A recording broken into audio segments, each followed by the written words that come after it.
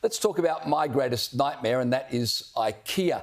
IKEA claim to be all about sustainability and confusing us with their instructions, putting flat packs together. But now they're claiming their sustainability plans are, well, simply unsustainable. The Swedish furniture giant had committed to what they called net zero emission deliveries. That means effectively that they would go full electric with their delivery vans and trucks. But having achieved 65% of their fleet as electric, they've decided to hit pause on saving the planet. No more electric vehicles because there simply aren't enough charging stations in Australia, and there's not enough government incentives, by which I think they mean taxpayer dollars, to help them as a private company convert their diesel vehicles to electric. So we've found something even more difficult than putting together an IKEA flat pack, and that's saving the planet. Like most big corporations, IKEA, if you go on their website, they have a whole section dedicated to their commitment to climate action, to keeping the temperature from rising more than 1.5 degrees, because as everybody knows, there's a climate crisis, a climate emergency. We've got global boiling, and they are very committed to it as long as the taxpayer dollars keep flowing.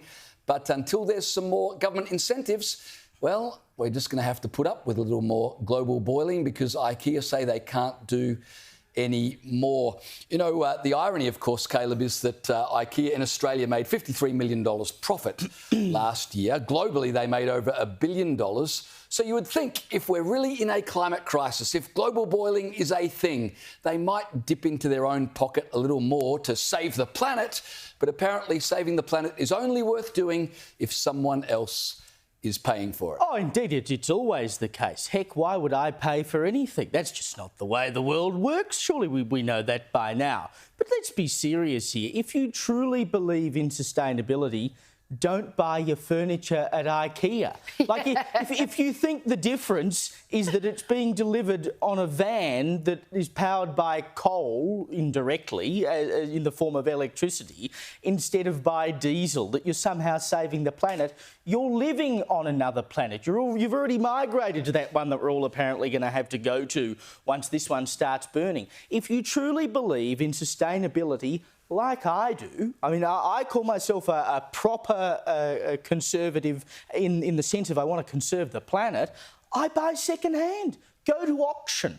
There's wonderful antique pieces that can be bought for very good money, similar to what you'll be paying in IKEA, that will last forever and have already lasted forever. You've seen my place before, Liz. I'm not sure, have you been round to my place, I've never James? had an invite to you need I to went come, to your old place, but not the new one. You must come round and check out the great view I have of Sydney Harbour. But you've seen the furniture I have, Liz. I have, and most of it either comes from Facebook Marketplace or auction. And it's stuff that's decades old, some of it 100 years old, and it will continue to last. It's already been made. If you're going down to IKEA and buying this furniture that's, you know, required a tree to be lopped somewhere on the other side of the world, and then they've had to go to a factory and put all this stuff together on the other side of the world, spewing all these emissions out while they're doing it, then they've put it on a plane or a boat from the other side of the world and sent it to Australia, and you reckon it's the van that they bring it to your house in that's going to make the difference.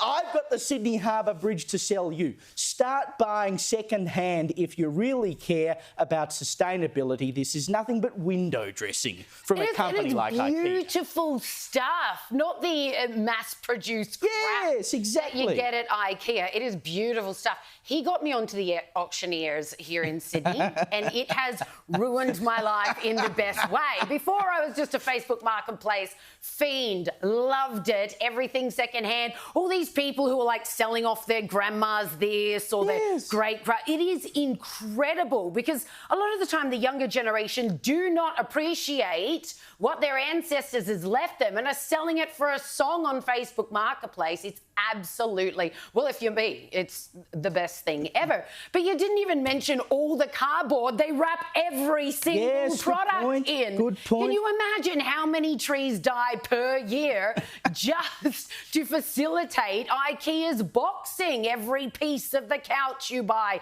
every clothes area, every single thing they buy comes wrapped in Cardboard, but I got to say, this seemed straight out of the government playbook. You make an announcement, you get the photo ops, it's a massive announcement, and you get the applause. Now, this part is key.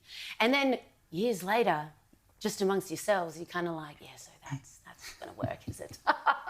Yeah, but hey, we got the applause. That's the main thing. People remember that bit, and nobody really needs to know about this. I mean, they'd be shocked to know that we're discussing it tonight. Someone picked up on it and put it out there, probably also as a condemnation of the fact that if we in Australia as a nation do not have enough chargers to service their fleet, how the hell are they supposed to service an entire nation? Simple math. Well, the other problem, of course, is when they're doing deliveries in the inner city, then an electric vehicle, it's easy. But a lot of their deliveries are outside of major metropolitan areas, and then there's no charges. Just quickly before we move on, Caleb, thinking about second-hand furniture, I've actually got a second-hand piece of IKEA that I could sell you, because I was putting it together last week, and I had one job just to drill in one screw, and I drilled it in crooked, and it kind of ruined the whole thing. No. So if you want to buy a second-hand desk, I reckon I could find one for you. No, I don't need a second-hand desk, because I have a lovely Australian-made partner's desk. You see, Australian wood